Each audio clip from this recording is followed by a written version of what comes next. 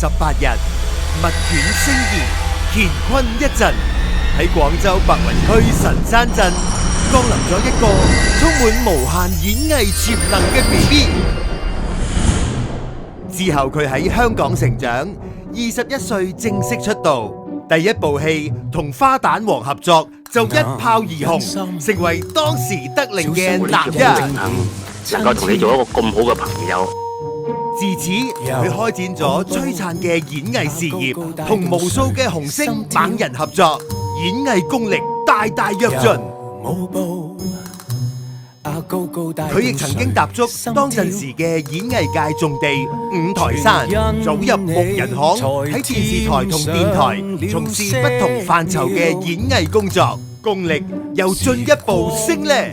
歡樂今宵啊，木人巷練到我乜都夠膽講，日啊魅力啊沒法講，仲有邊個贏啊唔使講，使講。佢喺影視圈縱橫咗70幾年，演藝功力爐火純青。你以前所講嗰啲嘢唔係嗰件事，地位崇高。恭喜你10個。人緣爆燈，雞爺年年有今日，歲歲有今朝。咁多年嚟，佢留低嘅經典畫面，一幕又一幕，亦帶俾一代又一代人無限歡樂。佢係香港嘅不老傳說，人人都咁愛戴佢嘅修哥。紅館，香港樂壇嘅聖地。可以喺度舉行演唱會，係實力同身份嘅認證。2002年，70歲嘅修哥首次喺紅館舉行演唱會。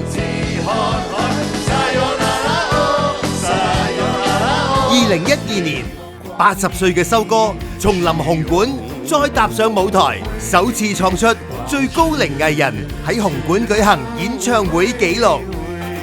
2018年尾，修哥以86歲高齡喺紅館連開2場演唱會，直接刷新香港史上最高齡藝人登紅館紀錄，破晒紀錄，至尊演藝大獎胡楓先生。哇，係啦，睇住3年後嘅2021年，呢個紀錄就俾修哥自己打破咗，全城高呼仲未夠喉啊！所以1年後嘅2022年11月，修哥再登紅館舉行慶賀90歲嘅演唱會，又再度創造紀錄。如果我可以90歲開 show，好似修哥咁啊，就真係勁啦！90歲開 show，仲邊度夠佢撈？犀利，90歲嘅修哥。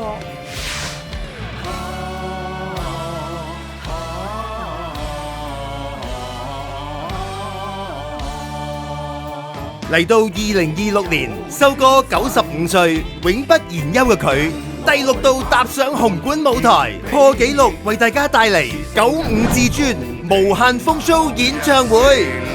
一句講晒，修哥都未收咪，大家雙手咪放低。